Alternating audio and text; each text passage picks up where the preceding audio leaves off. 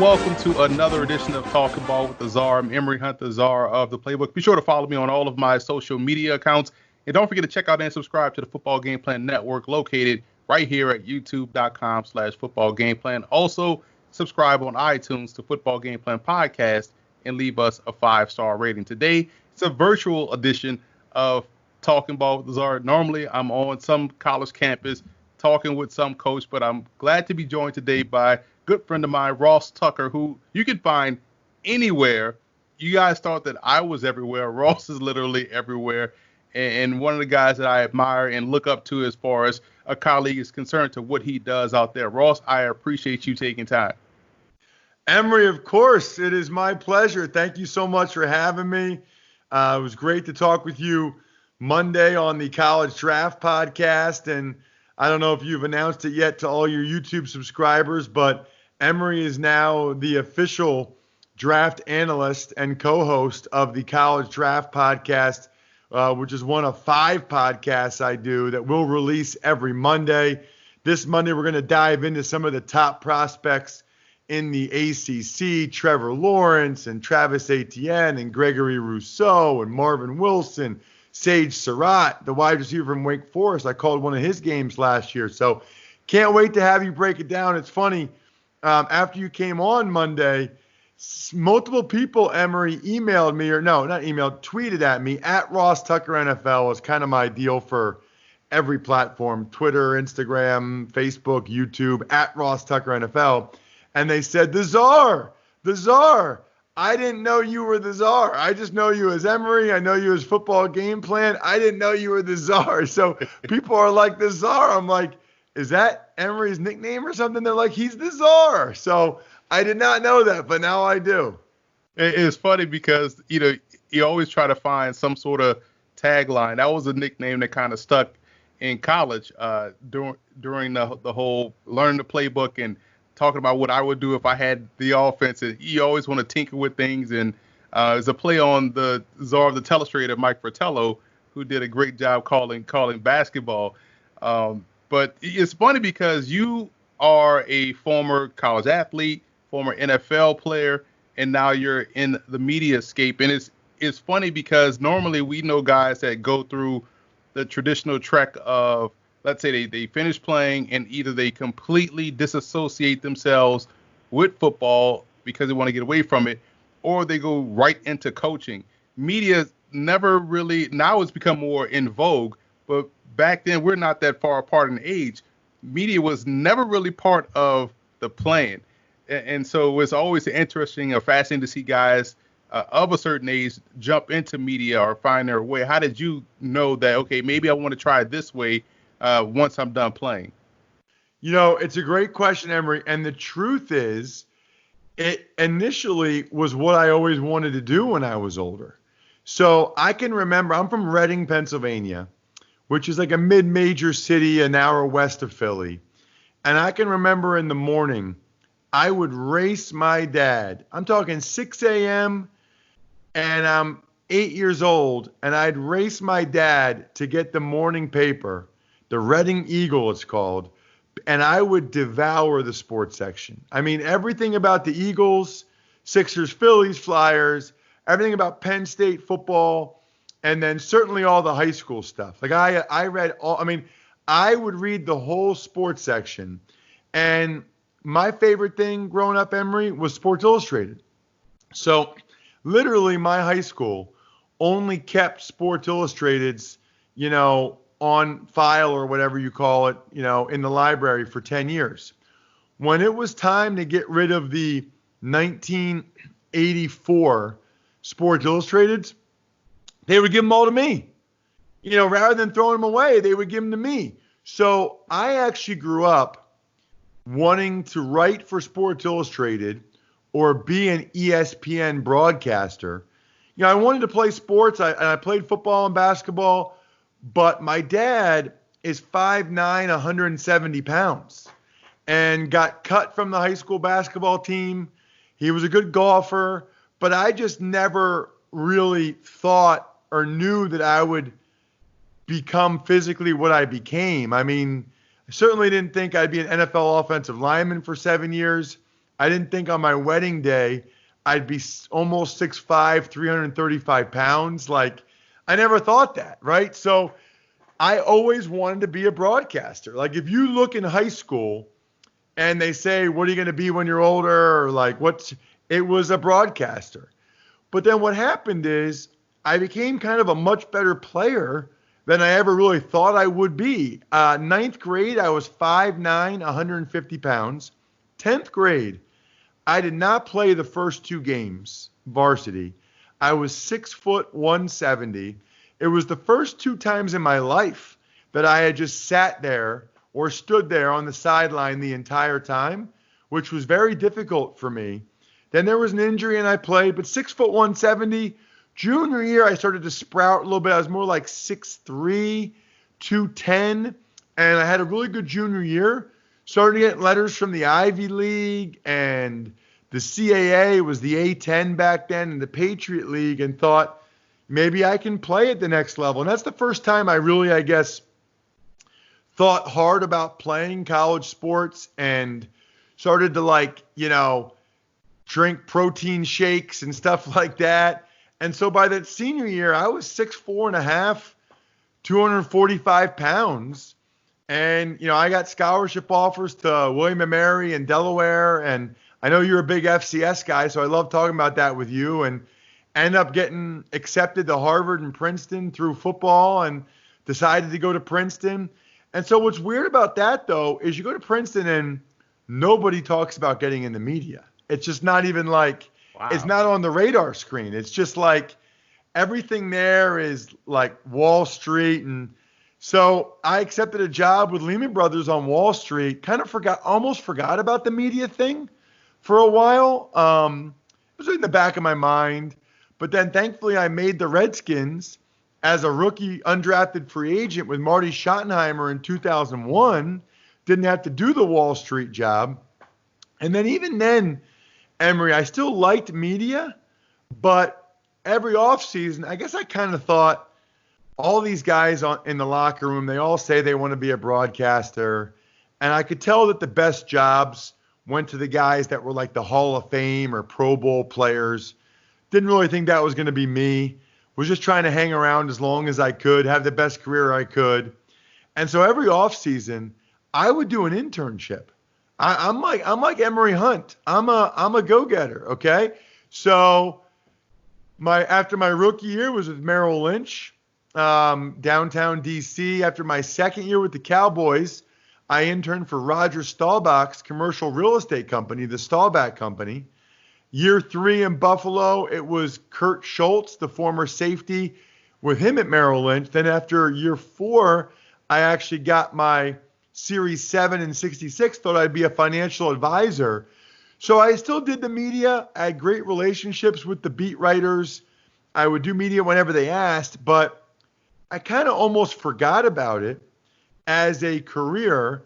And I guess part of me felt like I went to Princeton. My parents paid for me to go there. You're not on scholarship. I might as well use that degree and get some, high paying job, if you will.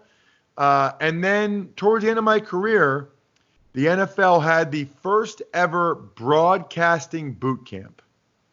And I didn't know it would be my last year, but I knew it could be. So I went to it. I went to the first one ever, right?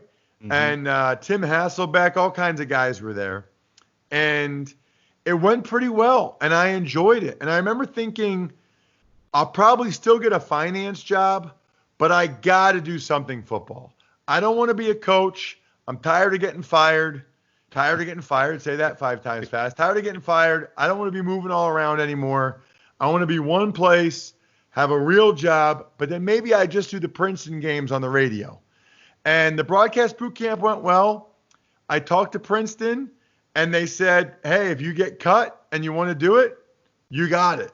Because I knew I was on the bubble that year. Mm-hmm. I met Peter King at he came to Redskin Park.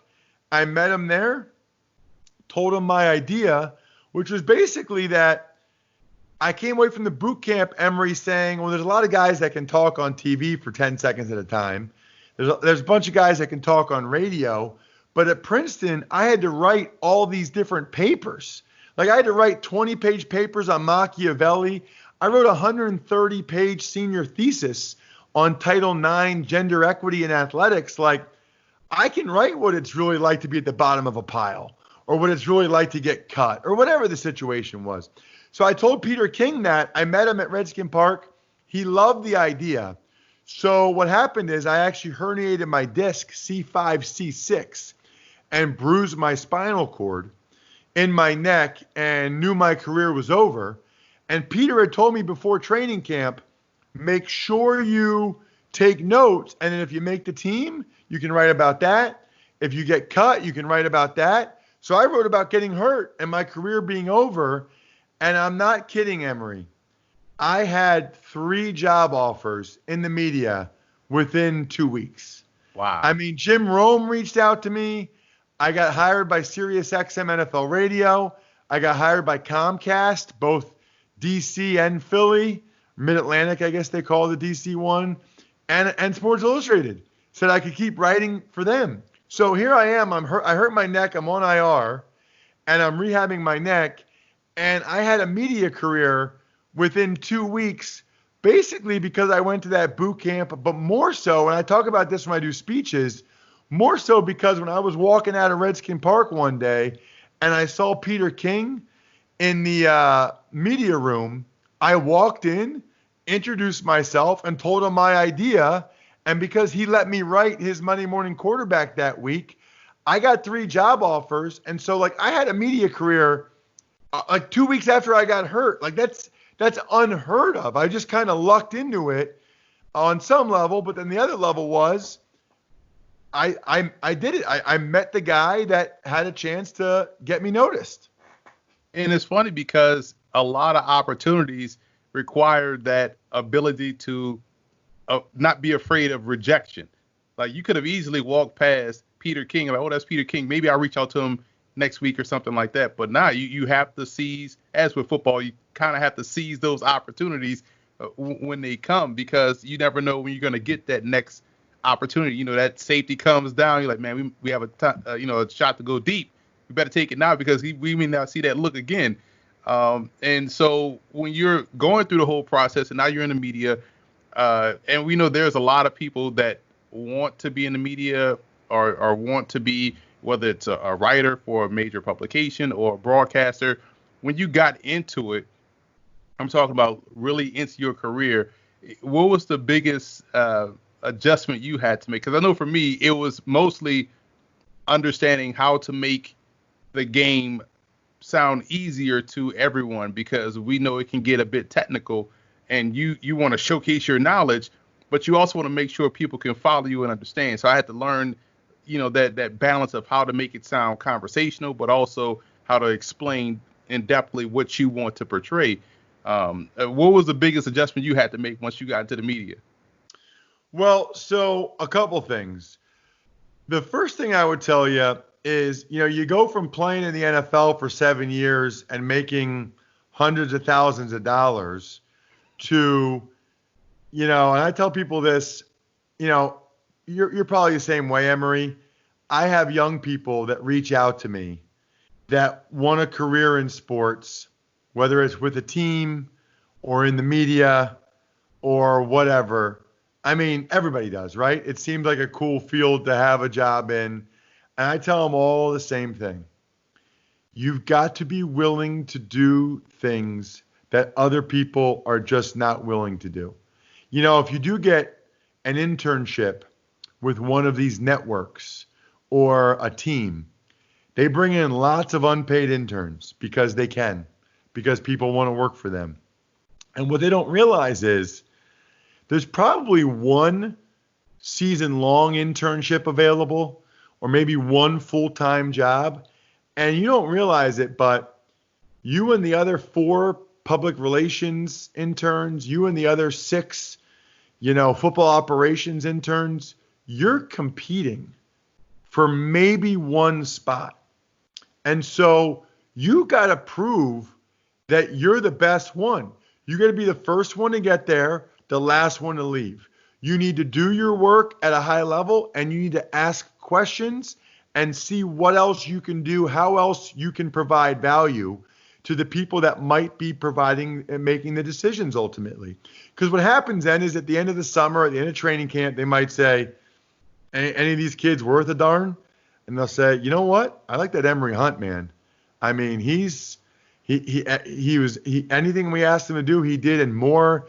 He's inquisitive. Like, you got to be willing to do what other people aren't. So I can remember, Emory, I would drive from Pine Grove, Pennsylvania, which is kind of the middle of nowhere, to Philadelphia, 2 hours, to be on the 11 o'clock Out of Bounds show on CN8, like Comcast CN8. Yeah. I believe I got paid $50 for it. I would drive 2 hours there. I would get there. So I'd leave my house at like 8:30 at night. I would get there at 10:30 maybe. My hit would be 11:08, 11:14, whatever. I'd probably be on for 4 minutes, 5 minutes. So I'd get there. I'd put the makeup. They put makeup on. I'd sit in the chair. They'd ask me something NFL. I would talk for 3 or 4 minutes. I would use the restroom, get right back in my car, and drive 2 hours back. So I was driving 4 hours to be on local television for 4 minutes for $50, which probably didn't even cover my gas. You know what I mean? It probably didn't. But this was the industry that I wanted to explore. I wanted to try it. This was the opportunity. This was live reps on television, a chance to get better, a chance to have a reel to show other networks. And so much like my career as a player, where I always felt like, Emory, I always felt like it was more important to me than it was to the other guys. You know, like I know mentally it was probably just as important as other guys, but they didn't do the things that I did. Like, they didn't get there an hour early to watch the extra cut-ups or to make sure I watched every snap of practice before I left every day. They weren't there when I went in the cold tub every single day my entire career. Once some of the veterans told me they went in the cold tub and it was good for your recovery and good to stay healthy, I went every day the whole rest of my career. I just did things I felt like other people weren't willing to do because I knew that at some point my career would end, and it was critically important to me to be able to say, you know what? I did it. I became the best I could be at my favorite thing to do. I maxed out my ability. And that's for everybody in every walk of life. You only have so much talent. You only have so much ability. Your job is to max out whatever that is and whatever you want to do. And I'm trying to do that now in the media with all the podcasts and the different gigs I have. You know, I'm trying to max out what God has given me and try to reach my potential. It's funny because, you know, a lot of people don't understand that element of the media business. You really have to, and I guess this could apply to life, you really have to earn the right to say no. You know, so if someone said, hey, Ross, we got this, you know, this hit for you on TV for 4 minutes, it's in Philly, and you're like, all right, yeah, cool, I'll do it. But in the back of your mind, like, man, that's 2 hours away, and I'm only going to be on, but you can't say no because, man, that's a golden opportunity. Every rep matters. And it's like football where, especially along the offensive line, where every rep matters, and, you know, in the backfield, every carry matters. It's funny because we both play positions where you can say the national narrative is, well, offensive line, you can find those guys anywhere. And we know people say running backs don't matter, but we both know that every rep that you take on any part of the football field, every position truly matters and every rep matters. How much does it bother you when you hear that type of myth thrown out there about the offensive line and how really, or you could find a guard anywhere, you could find a tackle anywhere, or you just move this tackle inside the guard because it really doesn't matter? How much does all of that bother you from your perspective, having played the position at a high level in the NFL? Yeah, so first of all, I love that earn the right to say no. I love that. I mean, I never heard that before, but you're exactly right. Now I've gotten to a point in my career where I can say no to certain things and I can be a little bit more selective. So, I still grind, man. I still do a lot of things other people aren't willing to do, but I like that earn the right to say no. The one thing I think is funny about the whole running backs don't matter thing, I've never once heard a coach, GM, or teammate say that. Like, I've never once heard them say, just put anybody in there at running back. They all want the best running back they can get. Like they all would love to have Christian McCaffrey or Zeke or Saquon. Like nobody's like, you know what? Let's just throw anybody in there. Now, I think we could have conversations about what the proper dollar amount is for running backs. And I think we've also discovered that there's a greater supply than there is demand, and that running back success is highly correlated to offensive line play and scheme. When you see what Matt Breida and Raheem Mostert, will do for the Niners or whatever, but you still got to have a guy that can do it. And there's still a big difference. I've been on teams with different running backs, and there are still guys that are special. There are still guys that are decision makers. It's the same thing along the offensive line. And in particular, I feel like the interior offensive line, which is where all of my regular season starts were, there's that philosophy. Like, yeah, throw anybody in there at guard. And I don't think that's the right, that nobody feels that way. Nobody feels like they don't care who's at guard. I think the debate is it the right position to invest a high draft pick or to pay a lot of money? Those are the questions, right? Everybody wants the best player they can get at every position. The question is, if you have a limited amount of draft picks and you have a limited amount of salary cap space, are those the best utilization of your resources? Or can you spend a little less or draft a little lower and still get a guy at those positions that can play at a competent level? Yeah, because you want to make sure you maximize, like we talked about all throughout this show, maximize your talent space, your roster space, because in the NFL, you only get those 53 spots. College, you can be a little bit more gluttonous at positions because you have such an expanded roster. But it's so funny to watch it play out and watch it, people talk about it real time when you tend to know that every position matters. It's almost like toes or parts of your body. You just like, why would I need a pinky toe until your pinky toe hurts and you can't walk properly? Like, dang, I need a pinky toe. That's what it's there for. But it's funny to watch, the conversations, the debates go back and forth. And Ross, listen, I could talk to you about ball, about life, about professionalism, everything all day long. But we're going to give people a little bit of taste where we will talk about and further discussions on the Ross Tucker College Draft podcast. And you have cultivated, you're like football's Master P. You have cultivated a network, a brand. You have the Ross Tucker Network.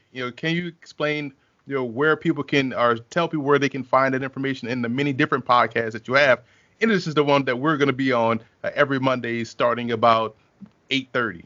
Yeah, so the College Draft podcast, which is the one that you're going to be on every week, Emery, we break down the prospects for the next NFL draft year round. So if there is a college season, we'll be talking about the best prospects in the biggest games. For August, we're going to go through the best prospects in the Power 5 conferences. And Emery's awesome. But what I love about you, Emery, is your knowledge of the FCS and your knowledge of the lower levels. So I think we're going to be the best breakdown podcast of NFL prospects because of your depth of knowledge, especially of the lower levels. So that's the College Draft podcast. Highly encourage people to subscribe. I actually have the Ross Tucker Football podcast, which is about to go daily. You know, in the off season, it's 3 times a week. Once the season starts, it's daily, where it's just 30 minutes with me having a guest. A lot of times Greg Cosell or Andrew Brandt or Kurt Warner or James Franklin or whoever. But it really is like 30 minutes to know what's going on in the NFL. 30 minutes for your drive to work or your workout, where you can find out from a former player what's going on in the NFL and get my perspective. I've got the Fantasy Feast podcast if you're into fantasy football, the Even Money podcast if you are into betting on the games, and then Andrew Brandt does the Business of Sports podcast if you're into that side of things, the business side. And the podcast thing, Emory's another great example where a couple years after writing for Sports Illustrated, ESPN hired me away to write for them. They basically paid me more money than Sports Illustrated was. I said, okay. And they said, Ross, will you host our podcast, our football podcast? I said, sure, I would love to. Emory, this was 2009, maybe 2010. I had no idea what a podcast was. None whatsoever. I just knew they were going to pay me to talk about football. So I was like, yes, I would love to. So started doing the ESPN Football Today podcast, and we really grew it. We started to get advertisers. So after a few years, I kind of figured out this is a opportunity here. Like, this is a real business. People listen. You can get advertisers. So then in like 2012, I went out on my own with the Ross Tucker Football Podcast. So I'm like 8 years in now, 9 years to having my own podcast. And then the next year I added a fantasy one. The next year I added a sports betting one. So like I've just kind of grown it over time. And my newest addition is actually finally having a YouTube channel. I'm way late. I was way ahead of the game on the podcast and way ahead of the game on Twitter at Ross Tucker NFL. Way behind on Instagram and way behind on YouTube. Emory, I've seen you at so many games over the years, and you're always like, I'm doing these YouTube videos. I'm like, why is he doing all these YouTube videos? Man, like what good is that? Well, what good is that is it's the place to be. And Emory figured it out way before.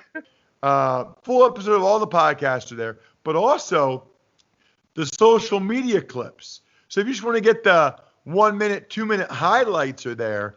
And then we've got some exclusive footage there now too, which will be like, my home office here, studio, the frame jerseys. There might be a video coming of me chugging a beer, Tom Brady style, in the next couple weeks. So check it out. If you're watching this on YouTube, you obviously know YouTube's a great place to check out videos. Emory's stuff is fantastic. I go to the College Football Coaches Convention. Emory's like a star there. They all watch his videos. So I feel cool when I'm walking around with him. So check him out, youtube.com/Ross Tucker NFL. Please subscribe. And then obviously, if you're a podcast audio listener, subscribe to the shows as well, especially College Draft, so you can check out your boy Emory, the czar of the College Draft podcast. Well, it's a natural fit because you got O-line and running back, so it's a natural, fit for us to be on the show together. And Ross, again, for people that missed that, that's youtube.com/Ross Tucker NFL. Subscribe, click that subscribe button. I saw your video about the teaser about the office setup. I love the soundboards you got in there as well. I might have to add that to the repertoire too. So good stuff you got over there at Ross Tucker NFL on Twitter. And Ross, listen, looking forward to it, man. It's been a pleasure. Thank you for coming on. And again, guys, subscribe to Football Game Plan's YouTube channel, podcast network, all that good stuff. Do the same for Ross Tucker. He does great work. And thank you guys, and we'll catch you guys next week.